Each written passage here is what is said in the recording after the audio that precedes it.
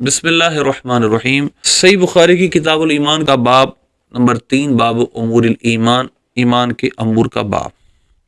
اس کے تحت امام بخاری رحمۃ اللہ علیہ پہلے تو قرآن پاک کی آیات لے کر آئے ہیں جن کا ایمان کے امور کو ذکر کیا، جن کا تعلق ایمان سے ہے۔ وقول اللہ تعالی لیس البر ان تولوا وجوہکم قبل المشرق والمغرب ولکن البر من آمن باللہ والیوم الآخر والملائکۃ والکتاب والنبیین وآت المال على حبه ذوی القربى والیتامى والمساکین وابن السبیل والسائلین فی الرقاب وقام الصلاۃ وآت الزکاۃ والموفون بعہدہم اذا عاہدوا والصابرین فی البأساء والضراء وحین البأس اولئک الذین صدقوا واولئک هم المتقون۔ اور پھر سورہ مومنون کی پہلی آیت دیکھی، قد افلح المؤمنون۔ صدق اللہ العظیم۔ اللہ تعالیٰ فرماتا ہے اصل نیکی یہ نہیں کہ تم اپنا منہ مشرق یا مغرب کی طرف کر لو، بلکہ نیکی اصل یہ ہے کہ تم اللہ اور آخرت کے دن پر، ملائکہ پر، فرشتوں پر، کتاب پر، نبیوں پر ایمان لاؤ اور اس کی راہ میں، اس کی محبت پہ، اللہ کی محبت میں مال خرچ کرو، اللہ کی محبت کے ساتھ خرچ کرو، قریبی رشتہ داروں پر، یتیموں پر، مسکینوں پر اور مسافروں پر، مانگنے والوں پر، فرقاب اور گردنیں چھڑانے میں یعنی غلام آزاد کرنے میں، اقام الصلاۃ اور نماز قائم کرے، زکوٰۃ دے، اپنے عہد پورے کرے جب وہ وعدہ کرے، والصابرین فی البأساء والضراء اور تکلیف اور سختی میں صبر کرنے والے، یہی سچے ہیں۔ اولئک الذین صدقوا، یہ سچے ہیں، واولئک هم المتقون، اور یہ پرہیزگار ہیں۔ تو یہ امام بخاری رحمۃ اللہ علیہ نے امور ایمان کو یہاں ذکر کیا، کیونکہ ایمان کے بہت سارے امور کا یہاں تذکرہ ہے کہ ان میں ایمان کے اندر اعمال کو داخل کیا ہے۔ امام بخاری رحمۃ اللہ علیہ نے یہاں پر ایمان کے اندر اعمال کو داخل کیا، جبکہ ہمارے نزدیک اس سے مراد ایمان کامل ہے، یعنی ایمان کامل اس کا ہوتا ہے جو ایمان کے ساتھ ساتھ اللہ اور آخرت کے دن، فرشتوں پر، کتابوں پر ایمان، نبیوں پر ایمان لانے کے ساتھ ساتھ یہ کام بھی کرے تو اس کا ایمان کامل ہوتا ہے، اس کے ایمان کی تر و تازگی، ندرت، روشنی بڑھتی ہے۔ یہ ہماری اس میں تعویل ہے، اور باقی یہ ہے کہ اس کی جو بحث ایمان کے کامل و ناقص ہونے کی ہے اس کا تذکرہ ہم پہلے کر چکے ہیں۔ اس کے تحت امام بخاری ایک حدیث لکھتے ہیں، اور حدیث یہ ہے، حدثنا عبد اللہ بن محمد قال حدثنا ابو عامر العقدی قال حدثنا سلیمان بن بلال عن عبد اللہ بن دینار عن ابی صالح عن ابی ہریرہ رضی اللہ عنہ۔ یہ حدیث کی سند ہے۔ عن النبی صلی اللہ علیہ وسلم قال الایمان بضع وستون شعبہ والحیاء شعبۃ من الایمان۔ نبی پاک صلی اللہ علیہ وسلم فرمایا ایمان کی 60 سے کچھ زیادہ شاخیں ہیں۔ ایک روایت میں 70 سے زیادہ کی لفظ ہیں، ایک روایت میں یہاں پر 60 سے زیادہ کی ہیں، اور حیا بھی یعنی شرم بھی ایمان کی ایک شاخ ہے۔ The faith, it means belief, consists of more than 60 branches and حیا is a branch of ایمان۔ ہم اس حدیث کے کچھ راویوں پر پہلے بات کر لیں۔ جی، اس کی سند میں ایک راوی حضرت ابو عبد الرحمن عبداللہ بن دینار المدنی القرشی ادوی ہیں، یہ عبداللہ بن عمر کے آزاد کردہ غلام تھے، اور دوسرے یہ ثقہ ہے، بالاتفاق ثقہ ہے، اور ابو صالح ذکوان السمان المدنی یہ گھی اور زیتون کا تیل لے جا کر کوفے میں فروخت کرتے تھے، اور بہت بڑے محدث سے گزرے ہیں، اور ان کی توثیق پر بھی اتفاق ہے۔ 101 سنہ ہجری میں مدینہ طیبہ میں ان کا وصال ہوا۔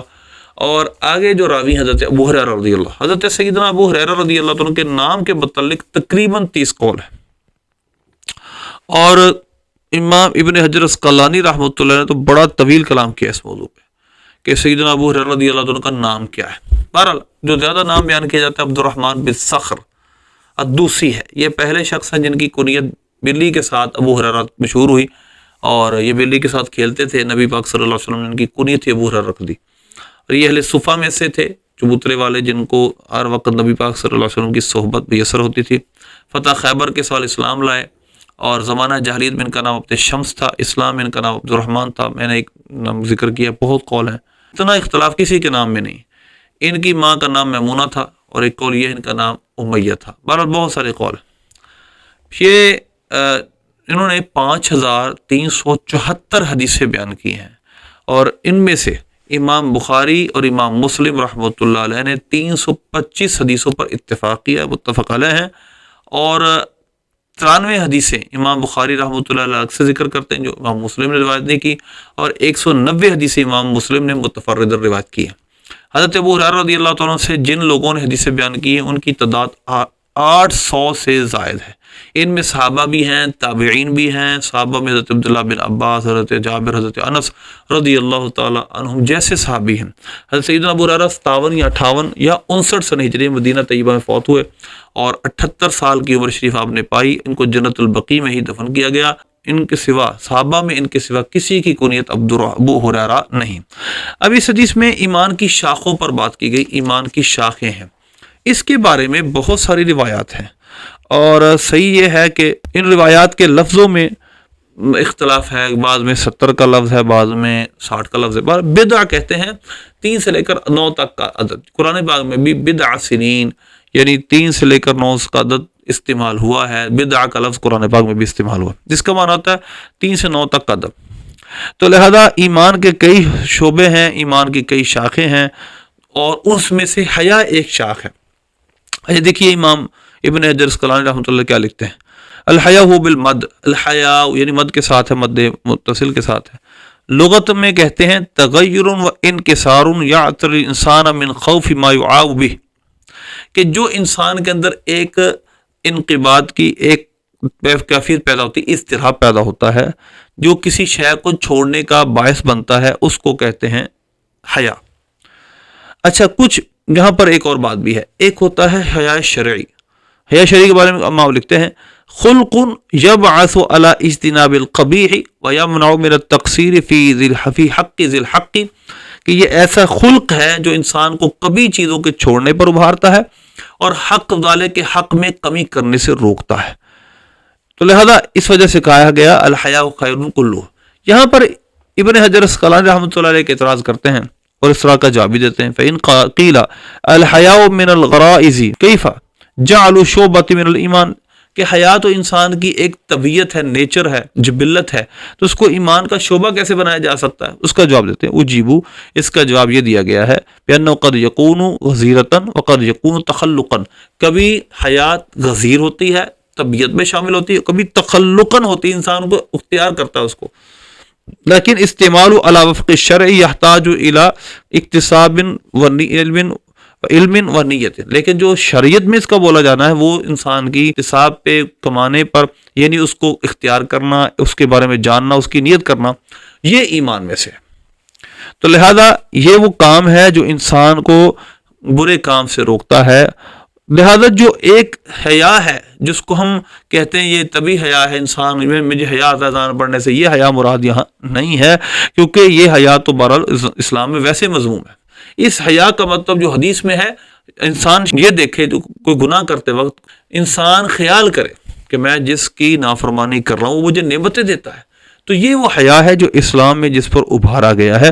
کون باسی، اب دیکھیں امام صاحب فتح الباری کیا لکھتے ہیں، وَلِكَوْنِهِ بَاعِثًا عَلَى فِعْلِ الطَّاعَةِ وَحَاجِزًا عَنْ فِعْلِ الْمَعْصِيَةِ، کیونکہ یہ انسان کو طاعت کرنے پر ابھارتا ہے اور انسان کو معصیت سے روکتا ہے، یہ جو حیا شرعی ہے، لہذا یہی مراد ہے اور دوسرا حیا یہاں مراد نہیں ہے۔ لفظ بدع کی تحقیق کرتے ہوئے صاحب فتح الباری لکھتے ہیں بکسر اولی، یعنی بدع، اور اس کے فتح کے ساتھ بھی پڑھا گیا اس کو بدع، حقی الفتح لغۃ وهو عدد مبہم مقید بما بین 3 الی 9، کہ یہ وہ عدد ہے جو 3 سے لے کر 9 تک بولا جاتا ہے، بعض نے 10 تک بھی کہا ہے اس کو۔